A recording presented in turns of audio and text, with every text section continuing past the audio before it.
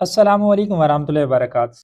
Student, आज हम English का स्मार्ट सिलेबस देखने जा रहे हैं जो कि पैक्टा की जनब से जारी किया जा चुका है। तो उसके मुतलिक हम देखते हैं कि उन्होंने कितने सबक एक्सक्लूड किए हैं, हज़फ किए हैं और हमारा अब कौन सा सिलेबस बच चुका है। तो ये पैक्टा वालों ने मीटिंग की है और उनकी जानिब से ये जारी करदा आपका इंग्लिश का सिलेबस आ चुका है। तो अब हम इसको चेक करते हैं कि हमारे कौन कौन से सबक उन्होंने निकाल दिए हैं और बाकी कौन कौन से सबक बचते हैं।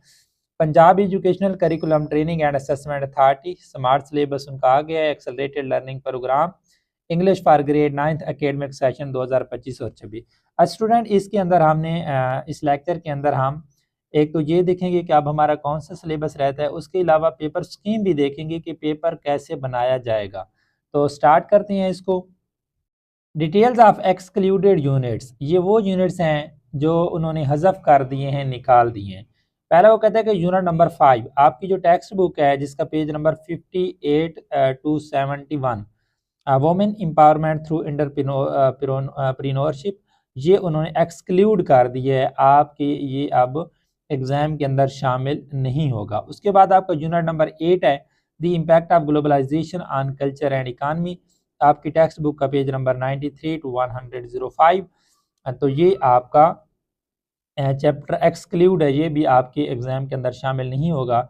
यूनिट 10 है इसके बाद the silent predator and the majestic prey, snow leopard and markhor, आपकी टेक्स्ट बुक का पेज नंबर 120 टू 131, ये भी आपके एग्जाम के अंदर शामिल नहीं होंगे।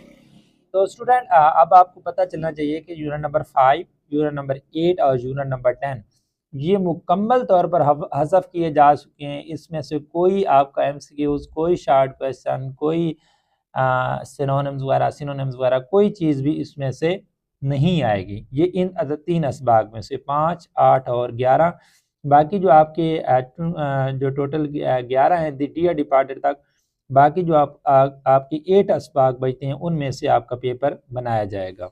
Section for preparation of exam paper of English for grade 9, ये पैक्टा की जानिब से कुछ हिदायत जारी की गई हैं कि आपका पेपर कैसे बनाया जाएगा। ग्रेड 9 का essential instruction for paper setter कि पेपर कैसे बनाएगा। The paper of English for class 9th will consist of 75 marks, आपको 75 नंबर का पेपर बनाया जाएगा। ऑब्जेक्टिव टाइप भी इसके अंदर 19 होंगे और सब्जेक्टिव टाइप का पेपर आपका 56 नंबर का होगा जो कि मिला के 75 मार्क्स का बनता है।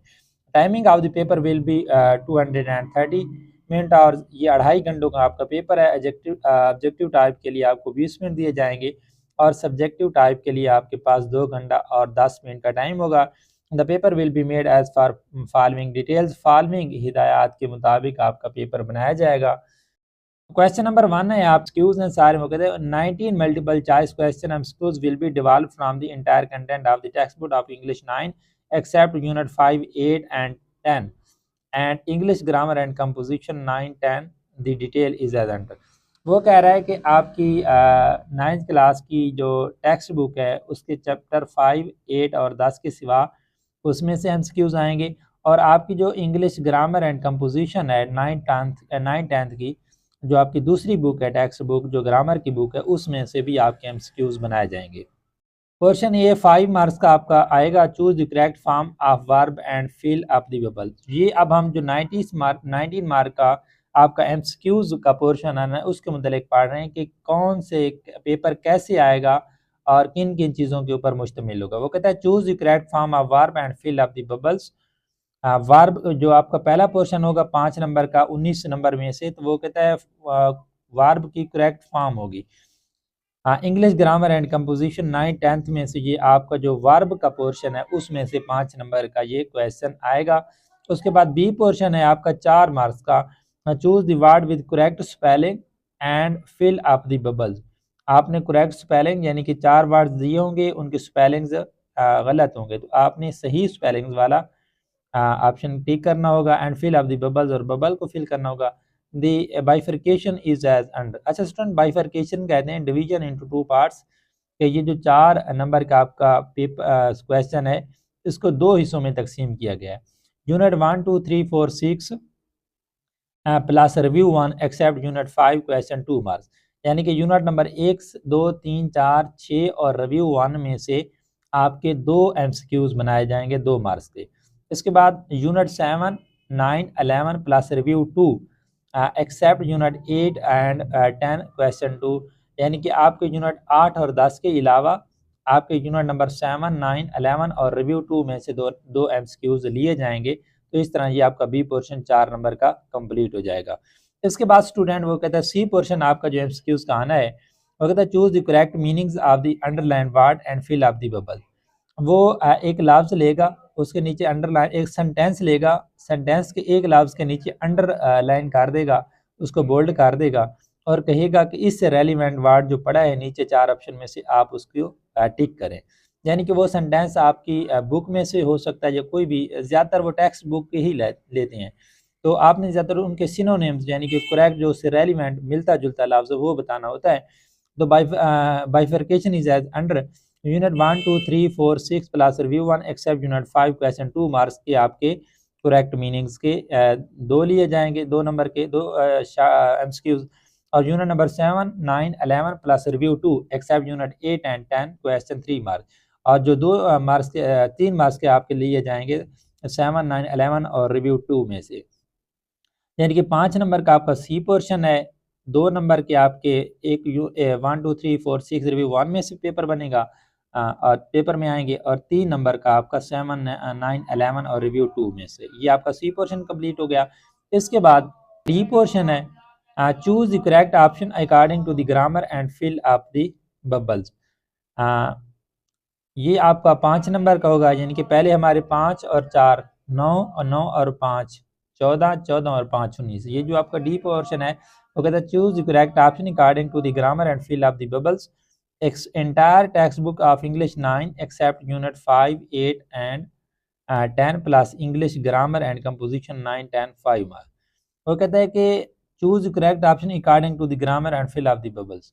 ये आपका ग्रामेटिकली पोर्शन है। ये पूरी बुक में से आपके, यानी कि जो आपके टेंसेस 12 टेंसेस हैं उनमें से फॉर्म, हैज़, हैव, विल, शिल, विल, वुड या शैल, शुड या इस तरह के जितने भी आपकी ग्रामर हैज़, हैव, हैड, इनके यूज़ का ये 5 मार्क्स का लिया जाए। इनके सेंटेंस लिखा होगा, नीचे 4 ऑप्शन होंगे हैज़, हैव, हैड, इसमें से कौन आएगा तो आपने उसको टिक करना होगा।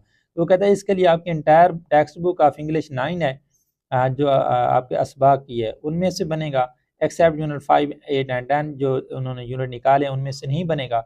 इंग्लिश ग्रामर एंड कंपोजिशन वाली भी बुक उसके अंदर शामिल है। तो इन दोनों बुकों में से मिला के आपके ये 5 नंबर का पोर्शन बनाया जाएगा, यानी कि ये आपके 19 नंबर क्वेश्चन नंबर 1 के कंप्लीट हो गए। इसके बाद सब्जेक्टिव टाइप है। अब ये आपका 56 नंबर का सब्जेक्टिव पोर्शन शुरू होने जा रहा है। पहले 19 नंबर का हमने एमसीक्यूज पोर्शन पढ़ लिया कि कहाँ कहाँ से एमसीक्यूज बनाए जाएंगे। अब ये हम सब्जेक्टिव टाइप देखने जा रहे हैं। This section will contain 7 short answer question. Each short answer question will be asked from the exercise of the text book. The detail is as follows, यानी कि वो कह रहा है कि 7 शॉर्ट क्वेश्चन बनाए जाएंगे आपके और हर एक सवाल जो है आपका वो एक्सरसाइज में से लिया जाएगा।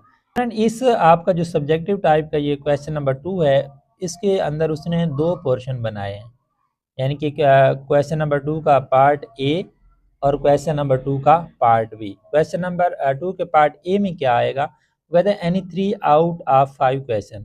पार्ट ए में आपको 5 क्वेश्चन दिए जाएंगे जिनमें से आपको 3 करने होंगे। The bifurcation of unit is as under, कि वो जो 5 क्वेश्चन है वो कहाँ से लिए जाएंगे। Unit 1, 2, 3, 4, 6 plus review 1 except unit 5 question 3 question, यानी कि यूनिट नंबर 1, 2, 3, 4, 6 में से 3 क्वेश्चन लिए जाएंगे। Unit number 7, 9, 11 plus review 2 except unit 8 and 10 question as well as except plays portion 2 question, यानी कि इनमें से 2 क्वेश्चन लिए जाएंगे 7, 9, 11 और रिव्यू 2 और प्ले के पोर्शन के अलावा। तो ये आपके 5 नंबर का, 3 उधर से और 2 इधर से, यानी कि 10 नंबर। इनमें से आपको 5 लिए जाएंगे, आपने 3 करने होंगे तो हर क्वेश्चन के 2 नंबर होंगे, तो ये 6 नंबर का आपका पोर्शन इधर से आएगा क्वेश्चन नंबर 2 का। और जो पार्ट बी है इसका उसको देखते हैं। पार्ट बी वो कहता है any 1 out of 2 question the content is as follows. Unit 11 the dear departed play plus review 2 plays portion only. वो कहता है कि पार्ट 2 जो आपका है उसमें से 2 क्वेश्चन लिए जाएंगे जिसमें से आपने एक करना होगा। अब ये 2 क्वेश्चन कहाँ से बनाए जाएंगे। The content is as follows. Unit 11 में से, द डियर डिपार्टेड प्ले में से प्लस रिव्यू 2 में से ये 2 क्वेश्चन बनाए जाएंगे और इन दो में से आपने एक करना होगा। यानी कि पहले शार्ट क्वेश्चन जो आपका पहले था उनकी स्कीम थोड़ा डिफरेंट थी, लेकिन अब जो मौजूदा स्कीम आई है उसके अंदर ये क्वेश्चन नंबर 2 का एक ही पोर्शन था, लेकिन अब उन्होंने इसको 2 पोर्शन के अंदर डिवाइड कर लिया। क्वेश्चन नंबर 2 के पोर्शन ए में आपने 3 शार्ट क्वेश्चन करने हैं और पोर्शन बी के अंदर आपने एक शॉर्ट क्वेश्चन करना है जिसके 4 नंबर हैं। आप ये समझ लें, अगर 2 करने होते तो दो नंबर के 4 होते, लेकिन वो कहते हैं 2 क्वेश्चन होंगे, आपने एक ही करना है और उस एक क्वेश्चन के 4 मार्क्स आपको दिए जाएंगे। यानी कि 6 हमने पार्ट ए से करने हैं 6 नंबर का क्वेश्चन और 4 इधर से, तो 10 नंबर के आपके शॉर्ट क्वेश्चन कंप्लीट हो जाएंगे। इसके बाद क्वेश्चन नंबर 3 है, वो कहता है translate any two of the following paragraph into Urdu, rewrite into simple English, the bifurcation is as under. वो कहता है translate any 2 of the following paragraph into Urdu. आपको 3 पैराग्राफ दिए जाएंगे, इनमें से 2 की आपने ट्रांसलेशन करनी होगी। अगर आप ट्रांसलेशन करते हैं तो ठीक है, या रीराइट इनटू सिंपल इंग्लिश, या इनको सादा इंग्लिश में लिख दें। तो ज़्यादातर स्टूडेंट इसकी ट्रांसलेशन ही करते हैं।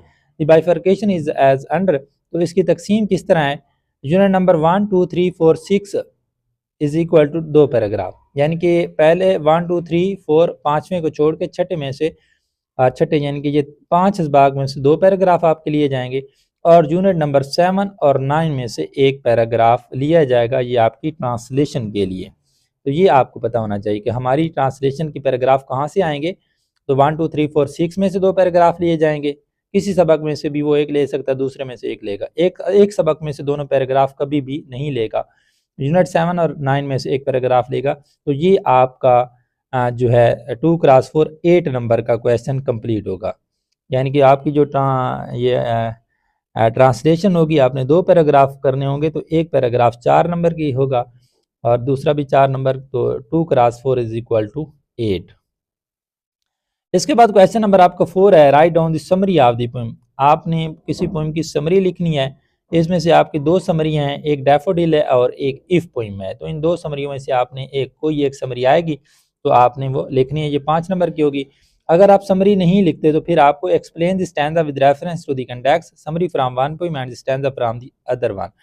तो आपने या आपने समरी करनी होगी या आपने किसी एक पोएम में से कोई स्टैंजा दिया जाएगा, उसका रेफरेंस भी लिखना होगा, कंटेक्स्ट भी लिखना होगा और उसकी एक्सप्लेनेशन भी लिखनी होगी। तो स्टूडेंट ज़्यादातर समरी ही करते हैं, टोटल 2 समरियाँ हैं, तो उन समरियों में से आपने एक करनी है। ये आपका 5 नंबर की समरी होगी, तो ये आपको क्वेश्चन नंबर 4 कंप्लीट हो जाएगा। इसके बाद स्टूडेंट आपको क्वेश्चन नंबर 5 है, वो कहता है use any 5 out of 8 words phrases idioms in your own sentence. वो कहता है आपको 5 करने होंगे 8 फ्रेजेस या इडियम में से। 8 फ्रेजेस या इडियम्स आएंगे, उनमें से आपने 5 कंप्लीट करने हैं। कहाँ से आएंगे, unit number 1 2 3 4 6 plus review 1 except unit 5 question 3 words phrase or idiom. यानी कि यूनिट नंबर 1 2 3 4 6 और रिव्यू 1 को साथ मिलाते हुए आपके 3 अल्फाज दिए जाएंगे और यूनिट नंबर 7 9 और 11 में और रिव्यू 2 में से 8 और 10वें यूनिट के अलावा आपके 5 अल्फाज दिए जाएंगे, जिनमें से आपने इन 5 और इन 3 8 में से कोई से 5 करने होंगे। यानी कि इसके अंदर ये चॉइस होती है कि 8 चूँकि इकट्ठे आए हुए होंगे तो आपने इनमें से कोई से 5 अल्फाज करने होंगे। इसके बाद यानी कि स्टूडेंट वो सबक में से यानी कि जो हमने पढ़ा था कि embodiment, devotion, perilous journey, inclusive, emphasise, stratified, तो इनमें से कोई भी वो ले सकता है, तो आपने उसको अपने सेंटेंस के अंदर इस्तेमाल करना होगा। क्वेश्चन नंबर 6 है स्टूडेंट, वो कहता है write a letter or a story or a dialogue from English grammar and composition 9 10। ये आपका 8 नंबर का क्वेश्चन है। वो कहता है या तो आप स्टोरी लिखें या डायलॉग लिखें from English and English grammar and composition है। क्वेश्चन नंबर 6 है स्टूडेंट, वो कहता है राइट अ लेटर, खत लिखें, आर अ स्टोरी या कहानी लिखें, आर अ डायलॉग या आप डायलॉग लिखें from English grammar and composition 9 10। आपकी जो इंग्लिश ग्रामर वाली दूसरी बुक है उसमें से आप में से इन तीनों में से एक आपको हल करना होगा। तो ये आपका 8 नंबर का क्वेश्चन है। तो आपको ये करना होगा, आप जिस लेटर तैयार करते हैं या स्टोरी या डायलॉग, तो इन तीनों में से आपको एक पोर्शन हल करना होगा। इसके बाद क्वेश्चन नंबर 7 है read the message read the इसके बाद क्वेश्चन नंबर 7 है read the passage and answer the questions at the end from English grammar and composition 9। जी आपका एक पैराग्राफ दिया जाएगा और उसके एंड पर क्वेश्चन आंसर दिए जाएंगे जिनके आपको जवाब देने होंगे क्वेश्चन आंसर के। तो ये उस पैराग्राफ में से 5 शार्ट क्वेश्चन दिए जाएंगे और उन्हीं पाँचों, इसके अंदर चॉइस आपके पास नहीं होगी, 5 ही शार्ट क्वेश्चन होंगे और पाँचों के ही आपको जवाब देने होंगे और एक शार्ट क्वेश्चन के 2 नंबर होंगे। तो ये आपका 10 नंबर का क्वेश्चन होगा। इसके बाद क्वेश्चन नंबर 8 है translate any 5 sentences into English from English grammar and composition 9-10। आपकी जो इंग्लिश ग्रामर और कंपोजिशन वाली बुक है, आपके इसबाक के अलावा जो दूसरी बुक आपने ली हुई है, उसमें से वो उर्दू के सेंटेंसेस देगा और तकरीबन वो 8 सेंटेंसेस होंगे जिनमें से आपने 5 करने होंगे। तो ये आपके पास चॉइस होगी 8 उर्दू के सेंटेंस, जैसे मिसाल के तौर पर लाहौर में कल से बारिश नहीं हो रही, सूरज गरूब हो चुका होगा, मैं तैरना जानता हूँ, घास काट ली गई। तो इस तरह के सेंटेंस बनाएगा और उनमें से 8 सेंटेंस होंगे और आपको 5 करने होंगे, एक सेंटेंस का 1 नंबर होगा। इसके बाद या वो कहते हैं इसके भी अंदर आपको चॉइस मिलेगी, या आपने वो उर्दू टू इंग्लिश ट्रांसलेट करने हैं, या exclusive for the candidate whose mediums of the examination is English to write the paragraph of 10 sentences on given topic from English grammar and composition 9-10। यानी कि वो आपको कोई टॉपिक भी दे सकता है जिसके मुतालिक आपको 10 सेंटेंसेस लिखने होंगे, या आप उर्दू टू इंग्लिश वो ट्रांसलेशन कर लें जो आपको दिए गए हैं, या फिर आप एक पैराग्राफ लिखें 10 सेंटेंसेस के ऊपर जो आपको पैराग्राफ देगा, तो उसके 5 नंबर होंगे। तो ये आपकी मर्जी, आप जो सा भी करें। इसके बाद क्वेश्चन नंबर 9 है, वो कहता है change the voice from English grammar and composition 9-10। एक क्वेश्चन नंबर 9 होगा 5 नंबर का, उसके अंदर आपने जो एक्टिव पैसिव दिए होंगे उनकी वॉइस को चेंज करना होगा। एक्टिव वॉइस में दिया होगा तो आपको ज़्यादातर पैसिव वॉइस के अंदर तब्दील करना होता है, कन्वर्ट करना होता है। तो ये भी आपका 5 नंबर का क्वेश्चन होगा। तो ये आपके 56 मार्क्स कंप्लीट हो जाएंगे यहाँ पे।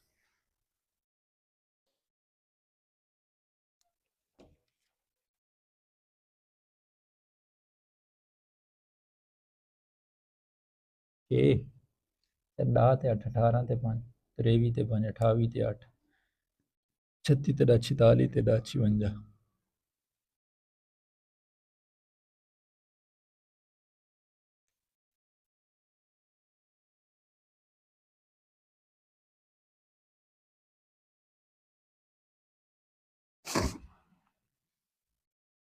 जी स्टूडेंट, तो ये अब हम एक मॉडल पेपर देख रहे हैं इंग्लिश का। पहले हमने समझ लिया है कि कहाँ से कैसे पेपर बनेगा, पेपर स्कीम क्या है। तो मैं अब आपको ये पेपर समझाने लगा हूँ कि ये कैसे कैसे बनाया गया है और आपका पेपर कैसे बनाया जाएगा इंग्लिश का। ये पैक्टा की जानिब से, बिल्कुल पैक्टा की हिदायत के ऊपर बनाया गया पेपर है। उन्होंने ही पैक्टा की वेबसाइट से ही डाउनलोड किया गया ये पेपर है। तो आप इसको देख लें कि इस तरह आपका पेपर होगा। सबसे पहले आपका 19 नंबर की MCQs होंगे, जिसके बाद जिनमें से आपके पास टोटल टाइम होगा 20 मिनट। 20 मिनट के अंदर ही आपने इन MCQs को करना होगा। अच्छा, ये होता है कि जब आप एग्ज़ाम के अंदर बैठे होते हैं, जब आपका पेपर स्टार्ट होता है, तो वो पहले आपको MCQs देते हैं, दूसरा पेपर नहीं देते। जो आपका इंशाइया पेपर है सिर्फ मल्टीपल चॉइस वाला देंगे, नसर वाला पेपर दूसरा नहीं देंगे, क्वेश्चन आंसर वाला। पहले जब आप इसको कंप्लीट कर लेंगे, ये जमा हो जाएगा, तो उसके बाद आपको दूसरा पेपर मिलेगा। बाज़ औक़ात ये होता है कि जब आप जल्दी कर लें तो मे बी अगर जो सामने आपका एग्जामिनर खड़े तो उसे कह दें कि मुझे दूसरा पेपर दे दें, मैंने कर लिया, मे बी वो आपको जल्दी दे दे। लेकिन जो कानून होता है कि जब आप ये कंप्लीट करके 20 मिनट आप पूरे कर लेंगे तो फिर वो आपको ये पेपर लेकर दूसरा पेपर दे देंगे। तो अब हम देखते हैं कि ये पेपर किस तरह बनाया गया है, उन्होंने कैसी तरतीब के साथ बनाया है। वो कहता है choose the correct form of verb and fill of the bubble sheet. The girl dash netball are playing is playing playing has playing. तो आपने इसमें से राइट ऑप्शन चूज़ करना है। It's dash to rain an hour ago the Pakistan it's since last night. तो ये आपका एक पोर्शन का 5 नंबर का पहला बनेगा इस तरह, जिसके अंदर आपने टेंसेस को कंप्लीट करना होगा इस सेंटेंसेस के अंदर कि आप कौन सी फॉर्म वर्ब की और हेल्पिंग वर्ब कौन सा यूज़ होने। इसके बाद आपका बी पोर्शन है, choose the word with correct spelling and fill up the bubble sheet. इस तरह आपके ज़्यादातर आपकी टेक्स्ट बुक में से अल्फाज लिए जाएंगे, जैसे केओज़ है, काज है, ये इस तरह का CHAOES, CHAOS, CHAUS, तो जो केओस ठीक होता है आपने उसके ऊपर टिक करना होता है। बीकन, बैकन, बेकन, ये जो भी है, अप्रिशिएट, जो आपको प्रॉस्पेरिटी, तो जो इसके अंदर आपके स्पेलिंग चेक किए जाते हैं कि आपको स्पेलिंग का पता है या नहीं है, तो ये स्पेलिंग का है, इसको आपने, ये आपके 4 नंबर का होगा, तो ये आपका बी पोर्शन के अंदर आएगा। उसके बाद सी पोर्शन है स्टूडेंट, वो कहता है choose the correct meaning of the underline word and fill up the bubble sheet. It is considered a commendable quality, ये काबिल तारीफ खूबी तस्वर की जाती है। तो कमेंडेबल को वो बोल्ड भी कर देगा और उसके नीचे लाइन भी लगा देगा कि इस वर्ड का आप सिनोनिम्स बताएं। ब्यूटीफुल, एडमायरेबल, लेजी या स्ट्रांग। इस तरह the word render means refer, refuse, retain या perform. The word crucial means social, initial, vital या optional. Hearth means fireplace, palace, rich, nest, miss, slater, looks, piqued, solid, contented, irritated या hidden। तो इस तरह की आपके असबाक में से जो टेक्स्ट बुक के सबक है उनमें से सेंटेंस छोटा सा लिया जाएगा, एक लफ्ज़ को बोल्ड कर देंगे और उससे रेलिवेंट 4 वर्ड्स लिखेंगे जो उनसा लफ्ज़ मिलता जुलता होगा, सिनोनिम्स होगा उसका, आपने उसको टिक करना होगा। इसके बाद ये आपका 5 नंबर का होगा, 2 पोर्शन आपके 5 नंबर के हो गए और एक 4 का, तो ये आपके 14 हो गए। और ये आपका जो डी पोर्शन है, ये लास्ट पोर्शन है 5 नंबर का, choose the correct option according to grammar and fill up the bubble sheet. She reads a book. This sentence is imperative, complexive, compound या simple. Number 2, happiness is important for a life. A noun, happiness के मतलब वो पूछ रहा है. An adverb, an adjective, a pronoun. Number 17, the book, this book is mine dash. The underlined word is an pronoun, reflexive, possessive, distributive या indefinite. Number 18, Shala sing beautifully. The underlined word is beautifully. Adverb of place, adverb of manner, adverb of time, adverb of frequency.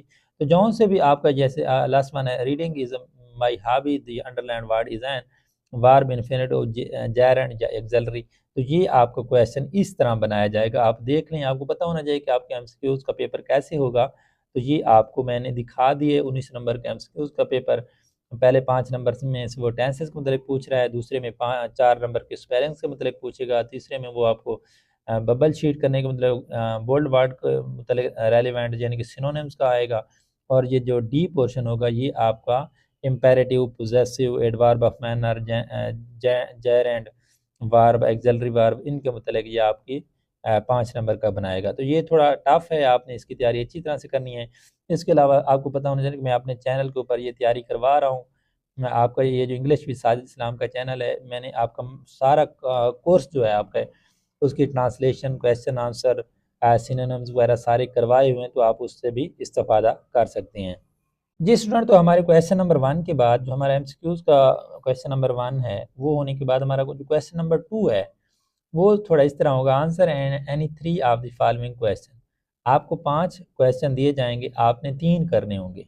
और ये हम पढ़ चुके हैं कि आपके 3 question कहाँ कहाँ से आएंगे, कौन कौन से सबक से आएंगे, वो स्कीम हमने ऑलरेडी देख ली है। तो अब ये देख लें कौन कैसे बनाएगा। What kind of competition was held at Ukaz every year.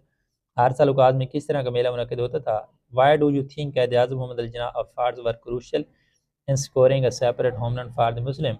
आप क्यों सोचते हैं कि कायद आज़म मोहम्मद अली जिन्ना रहमतुल्लाह अलैह की एक अलहदा मुल्क हासिल करने की जो कोशिशें थी वो अहम थी। नंबर 3, हु इज़ अवार्डेड निशान हैदर इन पाकिस्तान। पाकिस्तान में निशान हैदर का एजाज़ किसे दिया गया।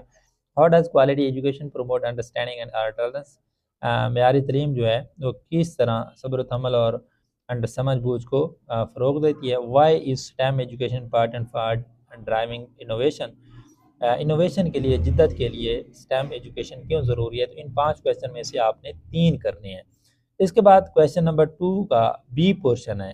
पहले एक ही पोर्शन बनाते थे, उनमें से हमें 5 करने होते थे, लेकिन इस मरतबा जो पैक्टा की हिदायत आई हैं उन्होंने थोड़ा चेंज कर दिया। Question number 2, answer any one of the following question 1 cross 4।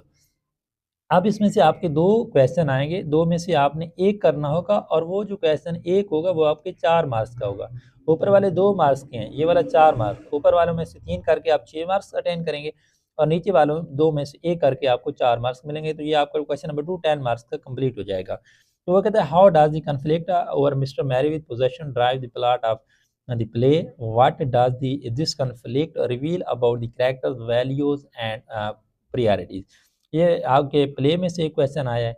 In what ways does Stanley Houghton use satire to criticise family dynamics and social values in the play, how effective is this approach is conveying his message? ये भी play की exercise में से है। अच्छा student, आपको पता होना चाहिए ये मैंने आपके सारे क्वेश्चन आंसर मैंने अपने चैनल के ऊपर करवाए हुए हैं। आप जाके उधर से ये क्वेश्चन आंसर बिल्कुल इजी वे के अंदर आसानी के साथ मैंने जो क्वेश्चन करवाए हैं मैंने उनका ट्रांसलेशन भी किया है, समझाया है, ताकि स्टूडेंट, अगर एक ऐसा स्टूडेंट है जो कि आंसर को समझ नहीं पाता वो इंग्लिश रीडिंग करने के बाद, तो मैंने अपने चैनल के ऊपर क्वेश्चन को भी समझाया कि क्वेश्चन क्या कह रहा है, उसके अंदर आंसर को रीड करने के बाद आंसर की ट्रांसलेशन भी समझाई है और उसका थीम भी समझाया कि इसका मकसद क्या है, सवाल का क्या मकसद है, जवाब का क्या मकसद है। वो मैंने अच्छी तरह से आपको क्वेश्चन आंसर करवाए हुए हैं, तो आप उस चैनल से इस्तेफादा कर सकते हैं जाके मेरे चैनल से। इंग्लिश विद साजिद इस्लाम से मेरा ये चैनल है, यहाँ पर मैंने 9th का कंप्लीट कोर्स ऑलरेडी करवा दिया है। अब ये मैं आपके क्वेश्चन आंसर और जो आपकी ग्रामर एंड कंपोजिशन वाली बुक है ये करवाने जा रहा हूँ। तो आप अगर चाहते हैं कि आपकी 9th की तैयारी अच्छी से अच्छी करवाई जाए तो चैनल को सब्सक्राइब कर दें ताकि सारी वीडियोस आप तक पहुंचती रहें और जो ऑलरेडी अपलोड हो चुकी हैं आप उससे इस्तेफादा करें और अपनी बेहतर से बेहतर तैयारी करें। जी स्टूडेंट, तो इसके बाद हमारा सेक्शन 2 स्टार्ट होता है। क्वेश्चन नंबर 3 वो कहता है translate any two of the following paragraph into Urdu. ये आर री right any two paragraph into simple English. ये स्टूडेंट आपके 3 पैराग्राफ आएंगे, 3 में से आपने 2 की ट्रांसलेशन करनी है। अगर आप ट्रांसलेशन नहीं करना चाहते तो वो कहता है इन्हीं 3 में से 2 पैराग्राफ जो आपकी इंग्लिश लिखी हुई है इसको सिंपल करके लिख दें अपने अल्फाज के अंदर, जिसके अंदर ग्रामेटिकली एरर नहीं होना चाहिए। तो स्टूडेंट अक्सर ट्रांसलेशन ही करते हैं क्योंकि सिंपल इंग्लिश लिखने में वो ग्रामेटिकली मिस्टेक करते हैं और उनके नंबर कट जाते हैं। तो आपने ये ट्रांसलेशन करनी है। वो पहला पैराग्राफ उसने पैट्रियटिज्म में से लिया है। Patriotism means love for the motherland or devotion to one's country. A patriot loves his country and is willing to sacrifice when the needs arises. The word patriot comes from the Latin word patriota, which means countryman. It is considered a commendable quality. ये आपका A portion है। इसके बाद B portion है हमारा। Let me show you something. His grandfather replied with a smile. He emptied the jar and methodically placed the large rocks inside vase. Later, he added the pebbles, which fit in the spaces between the rocks. Finally, he poured the sand, which filled the gaps left by the pebbles. To तहसीर amazement everything fitted perfectly. इसके बाद तीसरा ये तहसीर वाले सबक में से आया। तीसरा आपका education promotes understanding tolerance and request for diversity, fostering peaceful coexistence in diverse societies. It cultivates empathy and critical thinking, enabling individual to engage constructively in democratic processes and resolve conflicts peacefully. तो ये आपके 3 paragraph होंगे, इनमें से कोई से 2 की आपने ट्रांसलेशन करनी होगी। ये 8 नंबर का क्वेश्चन है। एक पैराग्राफ की ट्रांसलेशन के आपको 4 नंबर मिलेंगे, तो 2 पैराग्राफ आपने करने हैं, तो 2 क्रॉस 4 इज इक्वल टू 8। इसके बाद क्वेश्चन नंबर 4 है स्टूडेंट आपका, वो कहता है write down the summary of the poem if bye Rudyard Kipling. या तो आप रुडयार्ड किपलिंग की पोएम इफ की समरी लिखें, और या उसने इसके अंदर ऑप्शन भी दिया है paragraph the following lines into simple English with reference to the context. या जो उसने पैराग्राफ, या तो आप समरी लिखें या ये पैराग्राफ जो दिया गया है आप इसका रेफरेंस, कंटेक्स्ट और इसकी एक्सप्लेनेशन करें। Far often when on my couch I lie in vacant or in pensive mood, they flash upon that inward eye which is the bliss of solitude, and then my heart with pleasure fill and dance with the daffodils। यानी कि ये daffodils में से उसने paragraph दिया है और वो कहता है कि आप इसका रेफरेंस लिखें, ये कहाँ से लिया गया है, कंटेक्स्ट लिखें और इसकी एक्सप्लेनेशन करो। तो ज़्यादातर आपने समरी ही करनी है, 2 समरी हैं उनमें से दोनों तैयार करें, जो भी आ जाए वो लिख दें। इसके बाद ये समरी का क्वेश्चन स्टूडेंट आपका 5 नंबर का है। इसके बाद क्वेश्चन नंबर 5 है, वो कहता है use any 5 of the following word phrases idiom into your own sentences. अच्छा वो कहता है कि ये आपको अल्फाज दिए गए हैं, इनमें से कोई से 5 अल्फाज को अपने सेंटेंसेस के अंदर इस्तेमाल करें। एम्बॉडीमेंट जिंदा मिसाल, डिवोशन वफादारी, पिरलास पुरखदा, इंक्लूसिव जाम एम्फेसाइज जोर देना, स्टिफाइड शैबी और मलिशियस। तो ये आपके 8 क्वेश्चन हैं, इनमें से कोई से आपने 5 करने हैं। हर हर वर्ड का 1 नंबर होगा, तो ये आपका 5 नंबर का क्वेश्चन कंप्लीट हो जाएगा। इसके बाद क्वेश्चन नंबर 6 है, वो कहता है write a letter to your friend congratulating him on the marriage of his sister. अपने दोस्त को ख़त लिखें और उसकी बहन की शादी के ऊपर उसको मुबारकबाद दें। अगर आप ख़त लिखना नहीं चाहते तो वो कहता है आप स्टोरी लिखें। अब बिग रिवार्ड, एक अजीम बदले के ऊपर आप स्टोरी लिखें। अगर आप स्टोरी भी नहीं लिखना चाहते तो फिर आप क्या करें, डायलॉग लिख दें between a brother and a sister concerning time. बहन बहन और भाई के दरमियान टाइम के ऊपर तशवीश के इजहार के लिए आप एक डायलॉग लिख दें। तो इन तीनों में से आपने कोई एक चीज़ लिखनी है और इसके आपके क्वेश्चन हैं कि जो नंबर हैं वो 8 नंबर हैं। इसके बाद क्वेश्चन नंबर 7 है स्टूडेंट, वो कहते हैं read the following passage carefully and answer the question given at the end. वो कहते हैं कि आप इस पैराग्राफ को मुकम्मल तौर पर पढ़ें और जो नीचे आंसर क्वेश्चन लिखे हैं उनके आंसर दें। और पैराग्राफ ज़्यादातर तो आपकी जो ग्रामर एंड कंपोजिशन वाली बुक है उसी में से ही वो लेते हैं, या जो आपके जो प्रीवियस पेपर है उनमें से ज़्यादातर वो पिक कर लेते हैं। तो ये आपने घबराना नहीं है कि आपने कैसे और कहाँ से पैराग्राफ लेंगे, तो ये आपकी प्रीवियस बुक में से आ जाएगा। पैराग्राफ हम पढ़ लेते हैं। वो कहते हैं newspaper keep us constantly in touch with the whole of mankind. In old days, a man's word was limited to his own village and one or two neighboring villages. It was difficult for him to know what was ongoing in other parts of the country. But today, the press, assisted by rapid means of communication, brings us news from the farthest corners of the globe. The press is also responsible for educating the public opinion. The laws of a nation are really shaped by its press. In fact, the public receives guidance from the newspaper, thus their power in modern time is undeniable. तो ये इस तरह का आपके paragraph होगा, उनमें से वो आप 5 क्वेश्चन बनाएगा जिनके आपने आंसर देने। What good do the newspaper do to us? Why in under days? Why in older days could a man not know what was going on in far off places? What is the responsibility of the press today? How are the laws of a country shaped today? How are newspaper source of public guidance? अच्छा student, ये जो question होते हैं इनके जवाब इधर पड़े होते हैं, लेकिन वो सिर्फ समझ आ रहे होते हैं। उनके जो जवाब लिखना होता है वो आपने खुद से बनाना होता है। मिसाल के तौर पर वो कहता है what good to newspaper do to us. हाँ, न्यूज़पेपर हमारे लिए क्या चीज़ बेहतर लेके आते हैं। तो अगर आप इसी लाइन को लिख देंगे तो ये आपको आधा नंबर मिलेगा या 1 नंबर मिलेगा। लेकिन अगर आप इसको अपने अल्फाज में थोड़ा सेट करके लिखते हैं तो फिर ये आपको 2 नंबर उस वक्त मिलेंगे। न्यूज़पेपर की पास continue in touch with the whole of mankind, ये आंसर ठीक है। इसका नंबर 1 मिल जाएगा, 1.5 मिल जाएंगे, पूरे नंबर नहीं देगा वो। आपने थोड़ा चेंजिंग करके लिखना होता है ताकि एग्जामिनर को पता भी लगे कि हाँ आपको समझ आई है। ये एक पहले सवाल के जो आप एक लाइन लिख देंगे, लेकिन बाकी जो 4 क्वेश्चन पढ़े हैं वो इस तरह के नहीं है कि आप इस लाइन को इधर तक लिख दें, इसको आगे इतने इतने तक लिख दें और इसको इतने तक लिख दें तो ये आपके आंसर होंगे। ये ऐसी बात नहीं होती, बल्कि सेंस हमें मिल रहा होता है और उस सेंस को समझने के बाद हमने अपने लफ्ज़ों में जवाब देना होता है। उसके बाद अच्छा ये स्टूडेंट आपका 10 नंबर के 5 शॉर्ट क्वेश्चन होंगे। इसके अंदर आपकी कोई चॉइस नहीं है, पाँचों के जवाब देने हैं और हर हर शॉर्ट क्वेश्चन के 2 नंबर हैं, तो ये आपके 10 नंबर का पेपर हो जाएगा। उसके बाद क्वेश्चन नंबर 8 है translate any 5 of the following sentence into English. ये आपके 8 उर्दू के अंदर जुमले दिए गए हैं, सेंटेंस दिए गए हैं। आपने इनमें से कोई से 5 सेंटेंसेस को उर्दू में एक्सप्लेन करना है। जैसे घास काट ली गई, चोर को पीटा जा चुका है, वो अपने गुनाह पर शर्मिंदा हो रहा है, लाहौर में कल से बारिश नहीं हो रही, मैं तैरना जानता हूँ, कोई दरख्त ना काटा गया, वो ज़रूर जुर्माना अदा करेगा, सूरज गुरूब हो चुका होगा।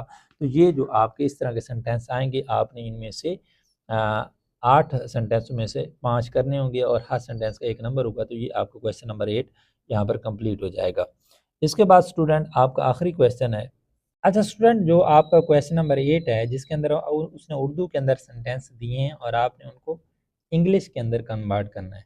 तो उसके अंदर भी उसने अल्टरनेट एक क्वेश्चन दे दिया। वो कहता है alternate question for foreign English medium candidates, जो फॉरेन हैं, गैर मुल्की हैं, उन के लिए अल्टरनेट क्वेश्चन भी है, यानी कि जो उर्दू को नहीं समझते, जिन्हें उर्दू का पता नहीं चलता कि ये क्या लिखा हुआ है, जो उर्दू बोलने वाले नहीं हैं, तो वो कहता है वो उन सेंटेंसेस, उर्दू वाले सेंटेंसेस की जगह ये वाला क्वेश्चन भी कर सकते हैं।